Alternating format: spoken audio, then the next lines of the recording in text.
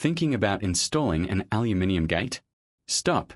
There are a few things every Sydney homeowner should know before spending thousands of dollars. Watch this video to avoid costly mistakes. Before choosing your gate, think about how you'll use it every day. Do you have room for a swinging gate, or is a sliding gate a better option? The layout of your driveway can make a huge difference.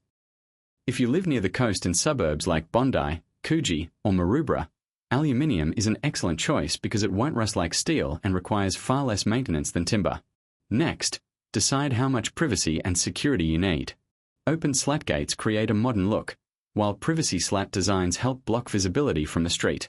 You should also consider automation, which adds convenience and increases security with remote access. Finally, make sure your gate is professionally installed. Correct measurements, proper alignment, and quality hardware will keep your gate operating smoothly for years. If you're planning a new aluminium gate anywhere in Sydney's eastern suburbs, contact Aluminium Fencing Sydney for expert advice and a free quote.